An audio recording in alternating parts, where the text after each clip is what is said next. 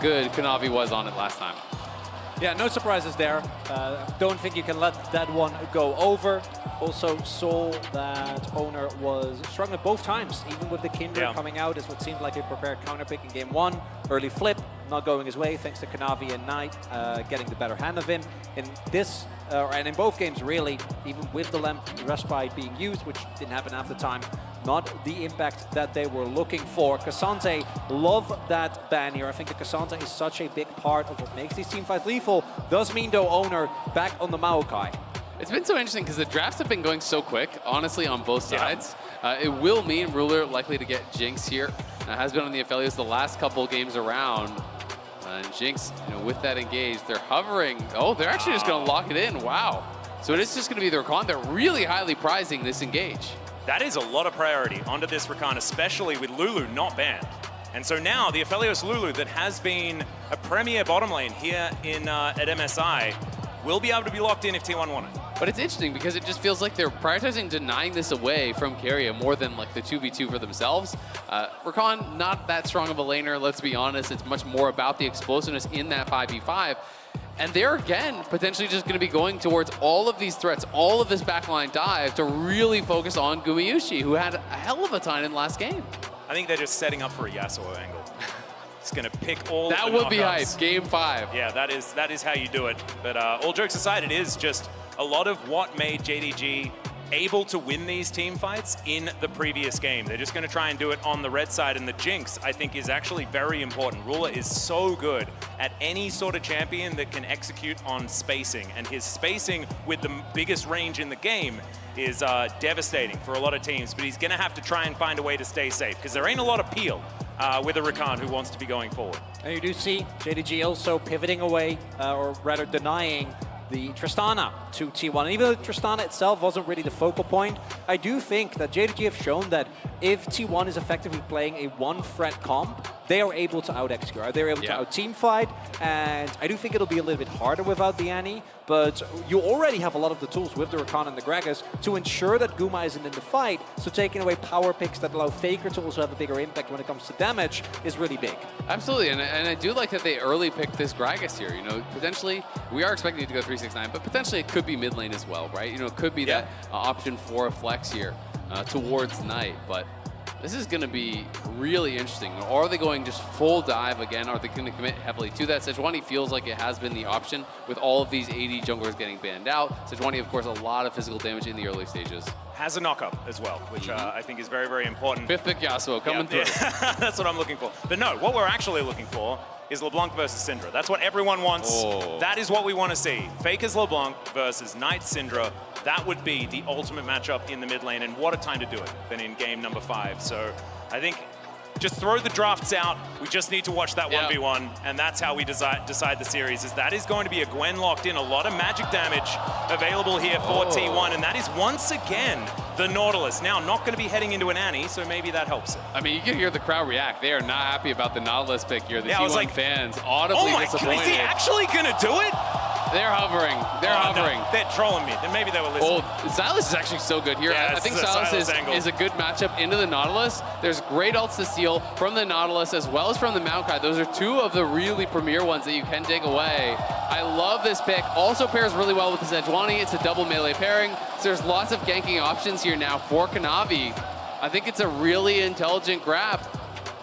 Not only that, but one of the biggest powers of the Maokai is his ultimate, right? Just having the ability to either deny your opponent's dive, which, to be frank, that will still be good against JDG, but even with zoning off objectives and trying to force fights on your terms, it is really valuable. But if the opposing team also gets a Maokai ultimate, so much of that value is lost. As you mentioned, amazing matchup into the Nautilus as well. Nautilus doesn't have the damage to outtrade Silas if he can get multiple Kingslayer procs.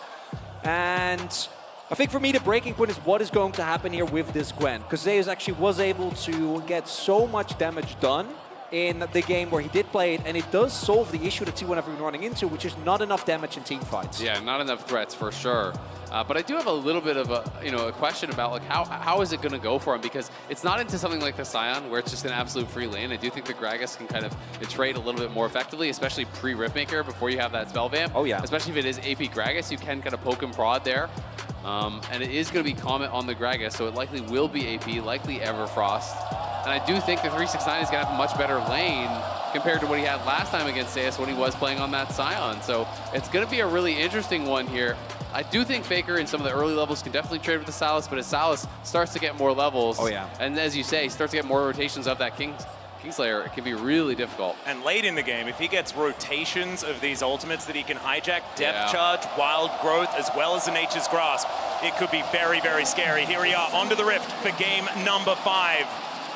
Which team will be going to the final of MSI 2023? That's what we're looking to find out here. Which team will have to fight through the lower bracket to get a rematch with their opposition? T1, they have the Maokai at the ready yet again. Has been so powerful, but this time, JDG brought one of their own.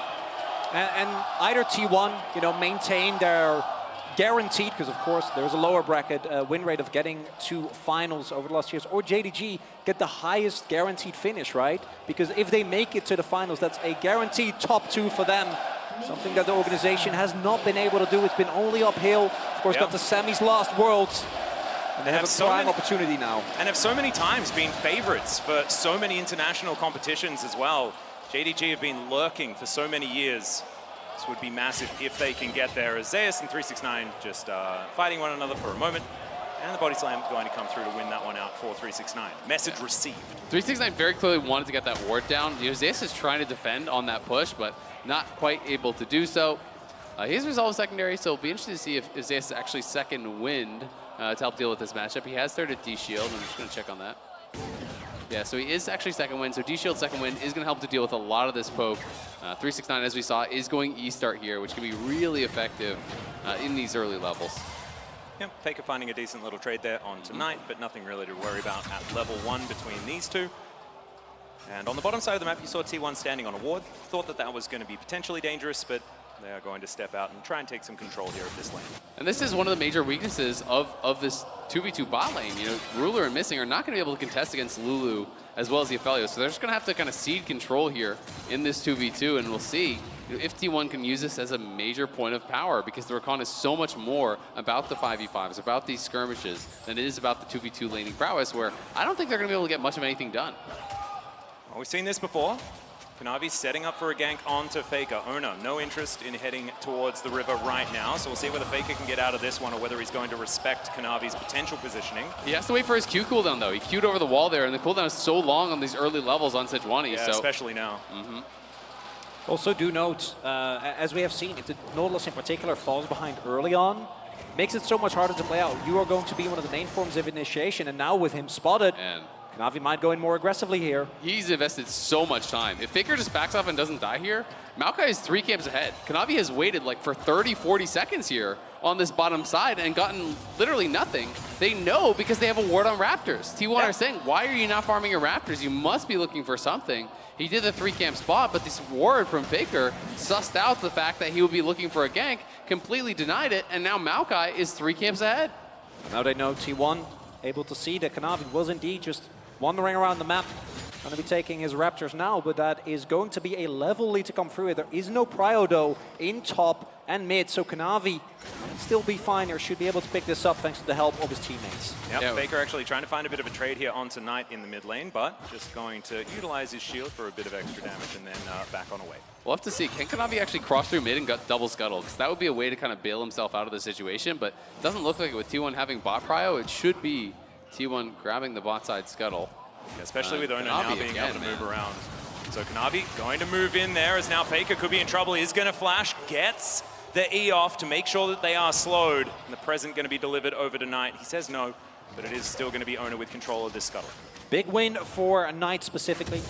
No flash on Faker means that he is both a lot safer, gives him the opportunity to play around, but it does not solve the issue, she pointed out, of Kanavi being pretty far behind when it comes to jungle farm. Owner now also going to start his second clear here, and going to be pretty substantially ahead as Kanavi still has had his red buff and his Krugs up this whole time. Yeah. Good bit of pressure here from T1 towards bottom side, but Azael, that's what you've been talking about this whole time. Very difficult for a Rakan and a Jinx to get control against the Lulu Aphelios that has been dominant so far this MSI. Yeah, absolutely. But on the top side, 369 doing a really good job in this matchup again. This is not Silent. You don't just get a free lane against Comet Gragas. It is really difficult to actually lane against in those early levels. Once Zayas gets towards the Riftmaker, gets his Leeching Leers, getting some more sustain, it becomes a lot more easy to actually deal with this. But in the early levels, 369 is really going to be able to create a pretty good advantage. Yep. They watched Carrier back there, so there was maybe a minute opportunity here, but you can see JDG not going to go overly aggressive, and Gabushi's going to wander his way out. Has once again taken the Ghost on the Aphelios, trying to get a bit of extra movement around, and Faker organizing his minions, utilizing his depth charge. Pretty cute there to make sure that he can keep the wave over his side of the Rift.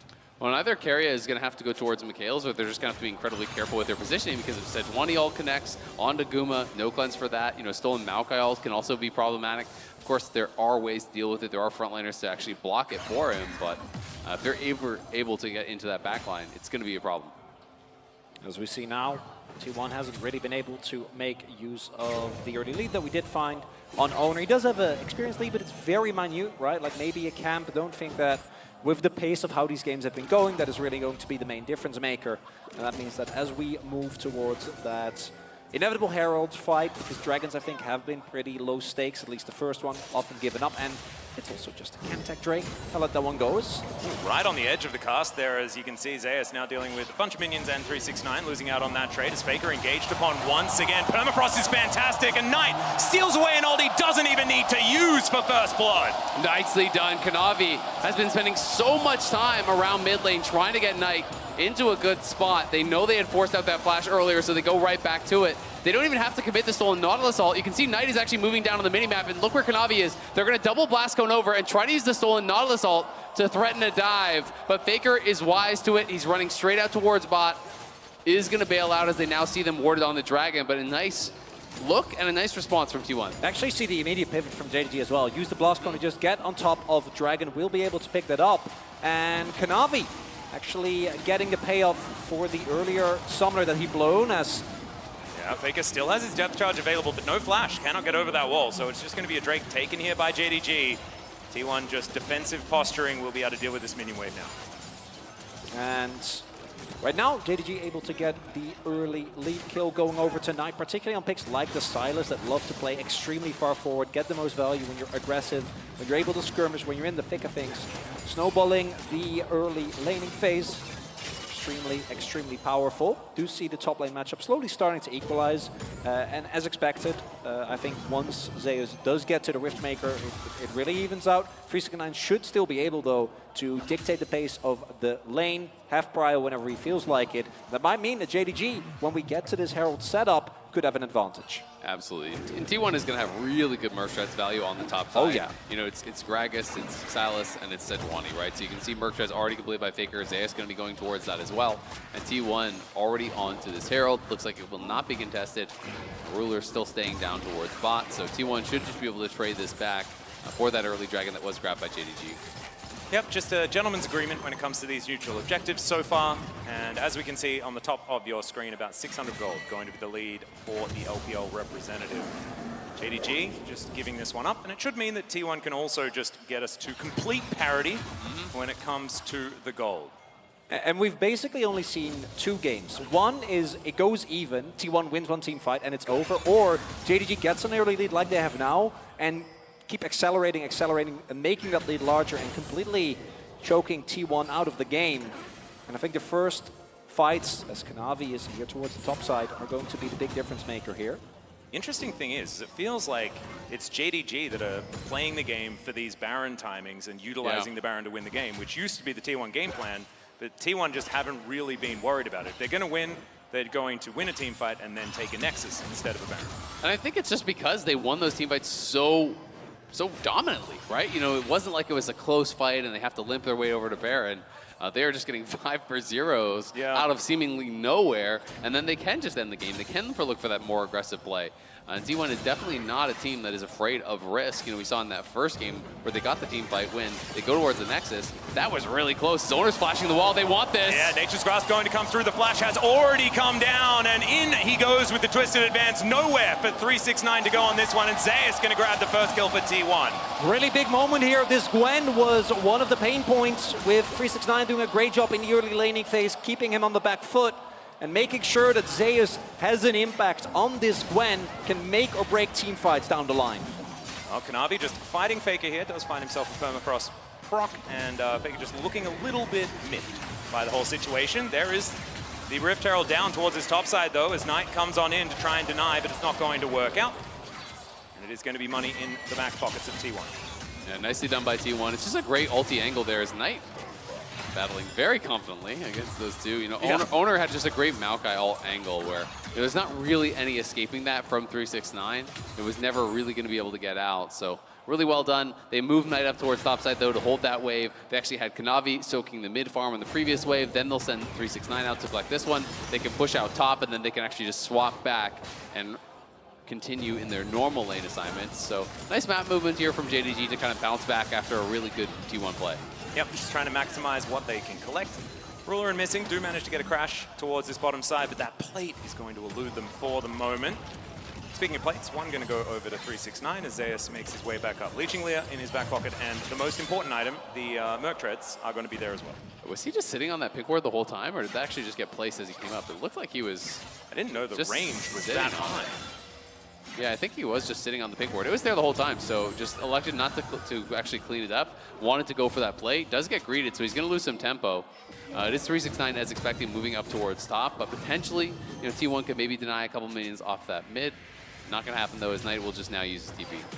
Yep, teleport comes back. Ruler does manage to pick up that plate that was on offer. Only a few more minutes before those plates are going to go down, as Owner with the ultimate back available once again, lurking in this mid lane. They've got a lot of CC, but not a lot of damage with this duo.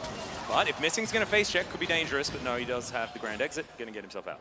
No really big leads. We do have 369 with an Everfrost. On the flip side, Owner does have Demonic Embrace done, but no mythics for the mid laners, right? Gumayushi not able to finish his item yet, although Ruler actually on this back, able to get the Kraken Slayer. That is a big spike.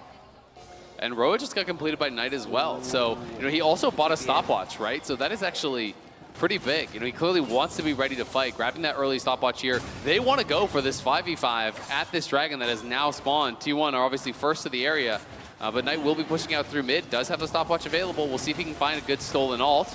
Yeah, double teleports available for these top laners as well. We'll see when they're going to come and join this fight, or if they do. Ocean Drake being started by JDG, down to 50% health as Knight off to the side, spotted by the sapling, and it looks like T1, they want none of it. They've lost control of the area, and they will just give it up. But it's 369 that TP down. Zeus did not, so he's actually going to be able to get a plate top. There's no TP to answer top, so he's going to be able to get a plate. Potentially, no, instead he's just going to actually base, but it will be at least some of these minions denied. Going to be losing about, I don't know, 3 melees maybe. So not the biggest of deals, but at least they do have Prio now to play through sides with Zeus. Yeah, I think when you're JDG, you're also not too unhappy about it, right? You get the 369 in particular has been up in CS, so even with the kill, the goal is very close to even, about a 200 difference, so not going to be a big issue there. And I do think if you have Riftmaker, might expect Zeus to play a little bit further forward there, but at this point, not going to win that 1v1 against 369 just yet, and if you're too far up the lane, might just get blown up. As do see, when we look at the bottom half of the map, even though Gumayushi is up, went for his Berserker Greaves, and as a result is behind on the Mythic time. Yeah, I do think Ruler and Missing have done a pretty good job to get through this lane. You know, as relatively unscathed as they have, they did lose one plate, but it was traded back for another on the other side. You know, Ruler is going to be quite relevant in these fights.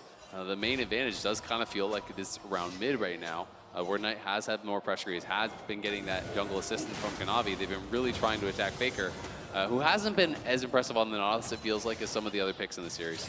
Yeah, not so much. He hasn't been the main character when playing this particular champion, but at least to go back to some previous points, they have both Zeus and Gumayushi. That's what you're going to be looking at on the T1 side. However, it's going to be all about Ruler and Knight this time. Kanavi as well sort of gave up his carry boots that he was wearing in the last game And so it's him and Faker that are taking a backseat moving into this one. Yeah, and Knight is almost 1k gold up, right? So he is going to have to make a really big impact here. Gumayusi pretty far up. He manages to dodge a couple of abilities, but that is a key flash now on cooldown for T1. Yeah, and remember, he had no cleanse, so he had no choice but to flash there. They committed the heal and the ghost for move speed. Saw it wasn't going to be enough, had to use flash also.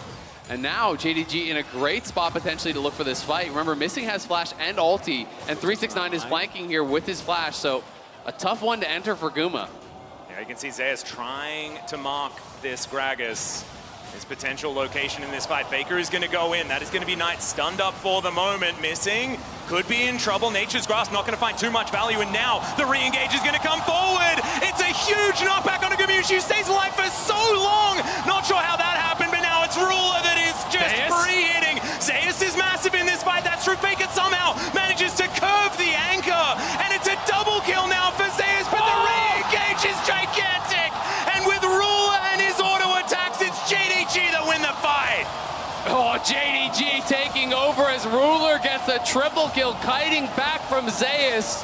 As soon as that shroud expired, as soon as he was no longer immune, everyone from JDG piles in on him.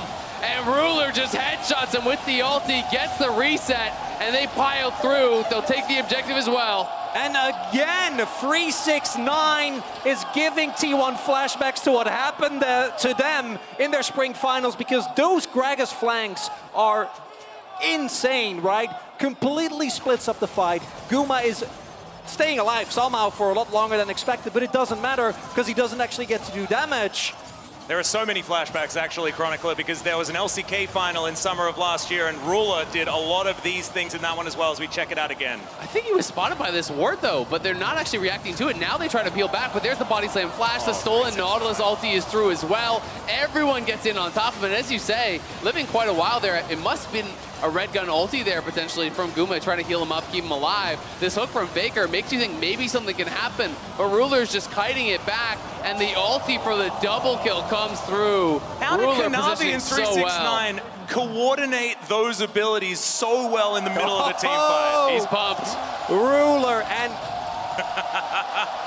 because of the placement of the wards, 369 was actually never spotted. He actually moved just out of around, range. was never at any point, and I think by the time you saw Carrier move over, T1 seemed to have an inkling that something was wrong, but it was too late. And then that combo between 369 and Knight with the stolen ultimate, beautifully done. And now they're in a great position for this up-and-coming Drake fight. You have to say, though, it was very brazen from T1 to be trying to fight this with no sums on Gumayusi. You know that they have these tools to get in on him. It looked a lot closer, honestly, than I thought it was going to once they had that initial engage. But Guma with no sums, it's so hard to survive against all of the engage tools that JDG have. And now Ruler is really ahead of the curve. You know, we're going to look down towards the bot lane. It is a 1,300 gold lead down in bot. It is a over 1,000 gold lead in mid. JDG just always get their carries fed, it feels like. Oh, it's ridiculous. Their money in exactly the places that they need it as well. Knight and Ruler are so imperative to what JDG want to do as this game goes on. 18 minutes into this one, a couple of minutes away from the first Baron spawn, as T1 moving down towards this bottom side, but they have to deal with Shirley marching up this mid lane.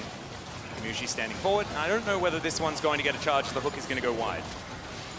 Already see the teleport coming through here. Knight on a flank angle. They want to try to potentially dive it, but the Herald can't even get the charge. There's no one there to actually walk it in, so great job by T1 denying that. Because, yeah, you called it out. Knight was on that TP. If they can actually crack the turret, they could go over. Instead, it is JDG actually just starting up this dragon here, and Ruler has all his sums. Didn't have to use his flash on the last fight.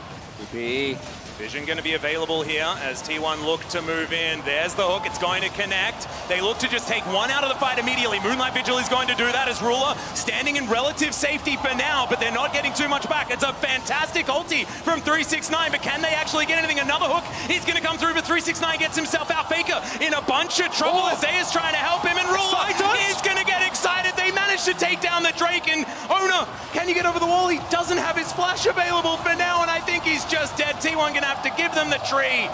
as they get themselves out. And I don't think you take that trade if you're T1. I don't think you're happy with that. More gold going onto Ruler. He didn't even have to blow his sums in that fight. And you see, Zeus at this point just doesn't do enough damage with the needles. And as a result, the front line from JDG stays alive for too long. I mean, JDG are just playing around it so well. Zeus, as you say, is not doing enough damage during his Shroud. He has that immunity, but he's not able to actually really get it done during it. The initial start of the fight was looking really good for T1. They get this specific pick onto the Rakan. They're able to burst him down. It's a great ulti from Kanavi sneaking through onto Guma to delay some of the damage. But as they kite back, the ulti from 369 splits them all up. It allows Ruler some space to move forward. He's just spacing so incredibly well with the lethal tempo fully stacked. He's pulling back here, and Faker gets tagged by the zap. And what was it that even finished him off? Was it a corrupting ball? I don't even know what it was. Not sure, just Might some be damage red to come through. Red buff, yeah. And most importantly, like this type of ebb and flow, we've seen how good JDG is at kind of managing the pace of these team fights. What I want to highlight as well is that even though they ended up taking down Missing, which is a big win, it was, I think, 3 ultimates. Owner throughout his, same for Faker, same for Guma, and in particular that last one, I think they were really missing at the end. Yeah, and get yourself a top laner that protects you like 369. Watching him walk in front of that hook that Faker threw out that was aimed perfectly for Ruler, that's a game decider on a hook like that. But he was there, managed to get it, body slammed out, and JDG walk away the victors. Absolutely amazing play. Zeus looking for Missing here, who does have a lot of mobility, so he'll be fine. Does get polymorphed, but gets the grand exit out beforehand. I'm just so impressed by how 369 plays out these fights, right? When there is an angle, he's going to look for the body slam flash onto the backline. When there isn't, he's always going to use this ulti to disrupt the fight, to peel back. He doesn't have to always try to hard force onto Guma. He's always finding something that is very, very effective. He knows when to peel, he knows when to dive. And I think that is the hallmark really of JDG, is their 5v5 and how well they play around Ruler and how well he is spacing, that we've gone through some of these really tense fights and back-to-back team fights. He didn't even need to use his flash. And now he's bearing down on this outer turret in the mid lane. Looks like Gumayusi's going to have enough friends in order to take this one down. The rapid fire is also now completed, right? So the range advantage becomes that much larger now for Ruler. Yep, Ruler's favorite item in the game. Just loves building it, no matter what anyone tells him ever. He will always build that item. The added poke is so valuable for a lot of these players to maximize the damage. As now Kanavi just bearing down onto Owner. Permafrost is going to stun him up as the hook is going to land there from Faker. They're not hard committing onto this little skirmish off to the side as Gumayusi sidesteps the zap. Yeah, and they did get the dash there with the Gale Force off of Guma. The Everfrost was coming through from 369. And T1 has got to answer top. Knight has just been pushing it again. It is JDG playing more heavily to the sides. Despite the fact that it is Zeus here on the Gwen. They're the ones threatening. They're looking for it as Owner. He's so incredibly low. Nature's Grasp now picked up by Knight, but they're not going to invest it on the low health Maokai. Kerry goes back, Shirelli is now picked up, and they will be able to claim this outer turret in the mid lane. Full information on the reset. Yeah, would have been a disaster for T1. They were off of the back of 3 item finishes, right? Actually being just shy of the Shirelias, the Infinity Edge, and the Nashor's Tooth. So nice opportunity. And JDG, even without the fight, they're able to get themselves the mid lane turret start, choking out T1 again, which is very much how they won the 2 games that they've won thus far in the series, right? It's these type of leads just being drawn out further and further. I mean, I just think there's so much pressure on Zeus to really be the X factor, because Ruler is so far ahead as far as that bot lane matchup goes. Again, Faker is way behind. He's a full item completion behind. You know, it has to be Zeus really making things happen. He has gone towards the Nashers, which a lot of people really do look at as more of kind of that side lane item. Yep. But if you can get in onto Ruler, if you can find that connection onto the back line, he's going to be massive, and that's really what he has to look for. He has to find a way to get past all of the bodyguards that JDG have. And that's the main issue, right? Between Kanavi and 369, it seems like Ruler, even though he doesn't really have anything like a Kench, a Fresh, is still untouchable in every single fight. And it's this issue that T1 have to solve if they want to find their way to another final. But right now, it looks like JDG has just been able to deny any engage, any flank. Ruler is just never, ever touched. Yep, the best way to peel is to permanently CC every one of your opponents. And that is the JDG strategy for this one. And so far, it has worked out, especially in the previous game. And now with all of that extra range, Ruler on so much comfort with this Jinx. Been watching him play it for years now, and he has always been that insurance policy. Well, are T1 just going to start this up? 5 members top, yep. Sure. T1 Baron, this is the signature. All right. They're going to be moving up, clearing out the vision. Will they actually start it? They want to at least draw JDG in. see if they can find some sort of a turn. But yep, here we go. 23 minutes in, Baron started. Yep, T1 back to their natural habitat. Let's see whether it is going to be nice to them this time around as Knight standing on a ward. They know exactly where everyone is. As Kanavi, he can get into this pit at any time. It's a 50-50 pretty truly as T1 are now looking to try and find the turn. The hook is going to connect onto the jungler as now missing with the quickness, but he's just going to die. Zeus diving into that backline. Missing's going to go down, and Kumayushi is just gigantic. He goes golden, and now Kanavi is no damage to offer back. It's another team fight. The T1 win at 24.5 minutes. Why does this keep happening? T1 are just pushing through. They're going to have to go back to the Baron. They can't get Kanavi. Will they take the Dragon? Will they take the Baron? They're picking onto both. It looks like they want to take it all here as Guma cleans up. And that time, Zeus got into the back line, crushes through Ruler. Guma flashed over the wall just to ensure that the damage backup was there from Zeus. And T1 Baron, it wasn't about the Baron, it was just about finding the one angle that allowed him to fight JDG. There was one player that they needed in order to get them over the line, and it was Baron. Absolutely. Ruler had just finished his IE prior to this fight, so I thought it was going to go his way, but the ulti from Nautilus, the follow-up from Zeus, right back in onto Ruler, and Ruler unable to get back. He flashes back, but it creates no space. He doesn't get over the wall, and in comes Guma, as you called out. T1 know their win condition, get in onto Ruler. They found the pick, but look at the pit back and live. It's JDG who are onto the Dragon here. They're going to move to Soul Point. They will be able to pick that one up. T1 with their Baron. We'll see whether they can get some map control and deny that one, but that is going to be in 5 minutes' time. The Red Bull Baron power play moving up towards that 2K mark, but it is barely an advantage. We still have a game on our hands, and I wanted to pan over to the Nexus to see the beads of sweat, you know, as the team fight happens, but JDG's Nexus gets to breathe a sigh of relief after that one. I mean, we were all thinking it. Oh, yeah. As soon as T1 starts winning that fight, you're like, is it going to happen again? All 3 games. It does not, as Kanavi's able to buy a lot of time, get away. JDG are on Soul Point here, but everyone is missing summoners now, so the engages become that much more important. And what we're seeing now, if we look at the gold, Guma actually even again with Ruler. Yeah. We've been going back and forth on this, but the really big thing is Zeus actually able to pick up what is now an almost 3,000 gold lead here over his opponent, where we can see the amount of gold on this Gwen. Once that death cap is finished, Ruler is going to have even less opportunity to play the game, because even, I think, a single set of needles will chunk him out. Absolutely. And at that point, you're going to be needing to work towards something like a BT to help you to deal with that. And he's going to have the death cap right now, so Zeus is absolutely massive. Knight is trying to work towards it, but Knight is a couple thousand gold behind where Zeus is. Zeus has also hit 16, by the way, so level 3 ultimate, death cap completed. If he gets into the back line, I agree with you, Chronicler, Ruler is toast. And I think it's actually so fun to watch, though, because when the game has these 2 hyper carries that are so evenly matched, you have to look to the next rung. And in this game, it's Zeus that is stepping up. But Knight, he's on the Silas. And you can always find angles. You can always find windows if you have the access to about 1,500 different ultimates within a team fight, and he is so close to level 16. Absolutely, and if he can get that 16, if he can get his death cap as well, things can really start to get more difficult. Look at 369 though, he is threatening over the wall here. I think they're just gonna give up the tier 1. It is a big Baron power play here from T1. They're 3,500 gold that they have swung in their favor. Blue Trinket paying for itself there, spotting out 369 off on the flank as T1 move through the enemy jungle. Look to try and grab this inner turret here on this bottom side. 3,500 gold. It's going to be that Rebel Baron power play here for T1 as they just zone them away, utilize the Nature's Grasp, and now look for a reset. There you see the value, right? Zeus with this death cap finished with the lead he has, and the Nashers is going to chew through a turret in a matter of seconds.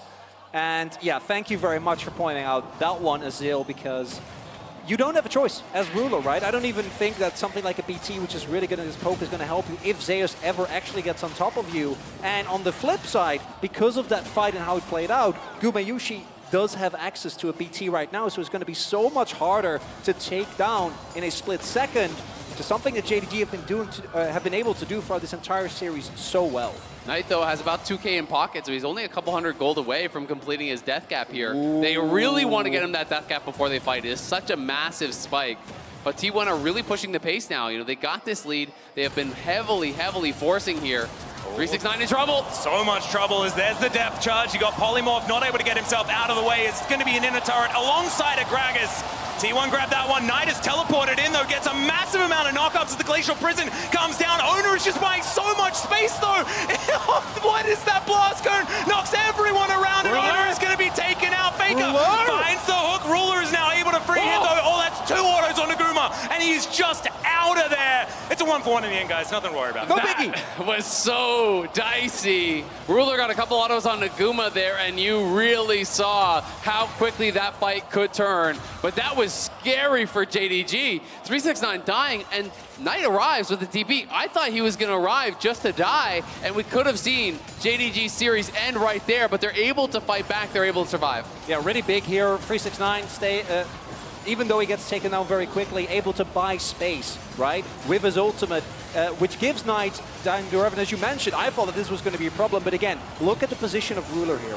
He is completely unmatched. No one is on him except Owner, and without the damage prerequisite, he gets to get off so much. And the moment that Blast Cone comes through, you think Kanavi's dead, but thanks to the help of his team, actually able to stay alive. And then these rockets, Ruler stepping forward, getting a couple autos there. That's 3 autos on Naguma. Almost was able to knock him down. Death cap now complete for Knight. He has obviously passed 16. He's already up to level 17.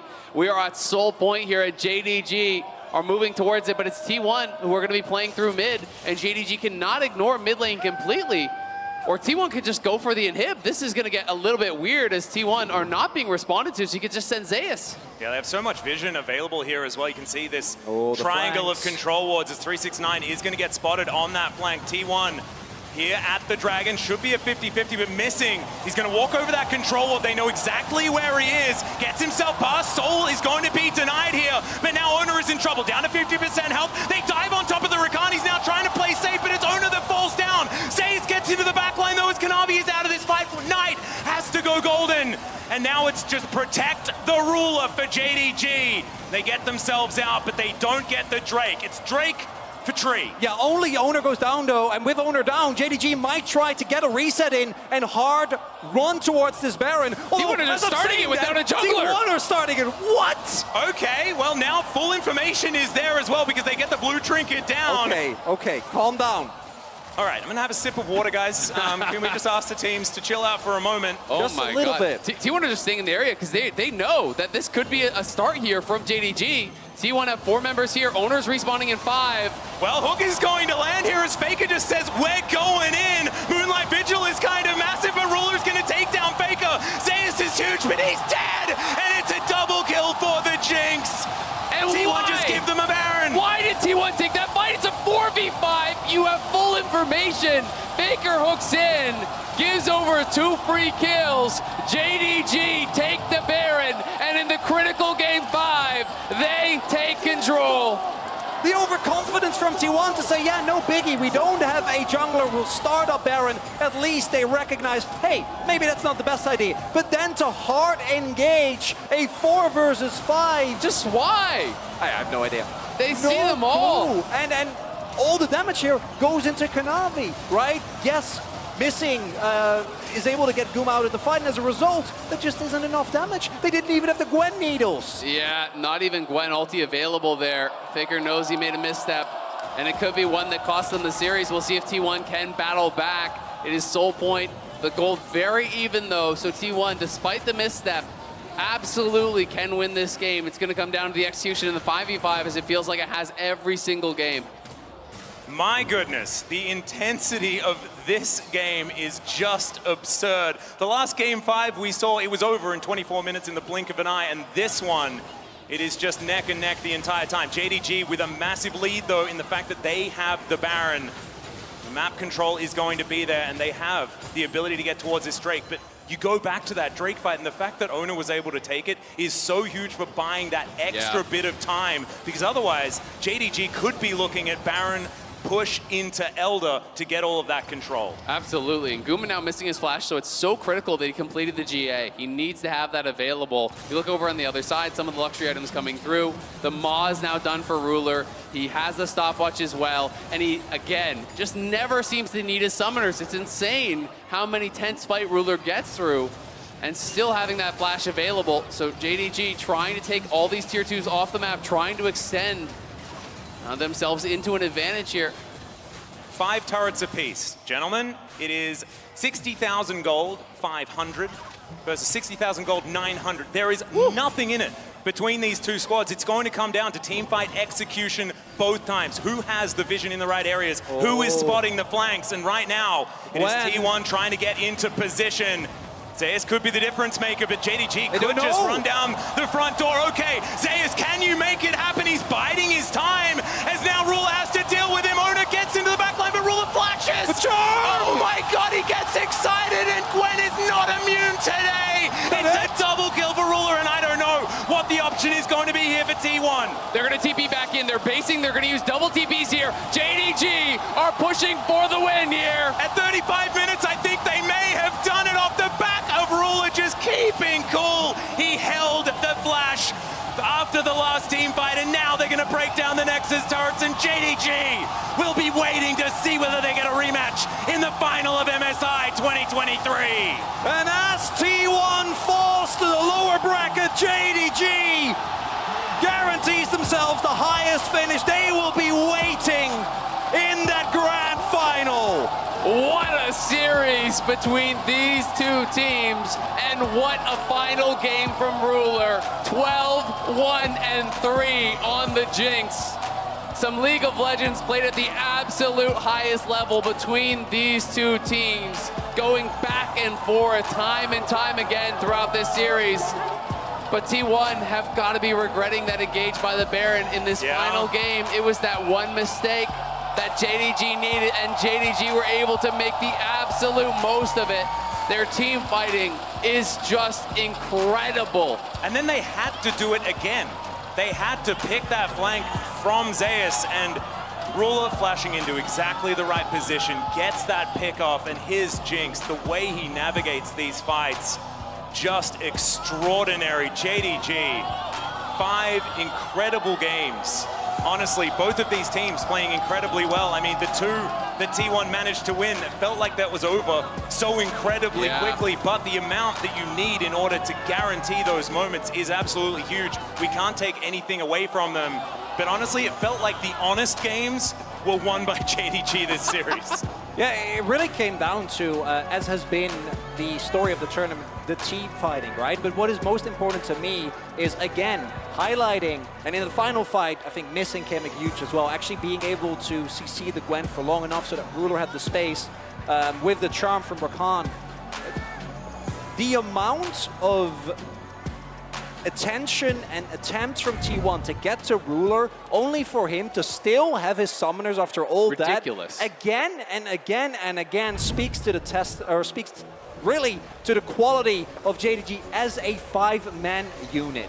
It's just like, is there any other team that could play the same draft in the same situation and have the same result, right? And that's what is so beautiful about watching these kind of games. I mean, Ruler is just positioning so incredibly well. The collapse is onto Zeus, as he is so threatening. I think against almost any other team, he would be crushing you in the back line. But they're able to, as you say, get that CC down, create the space, and it's just a Ruler diff. They make so much room for him, and he takes the absolute maximum with that space that he's given every single time.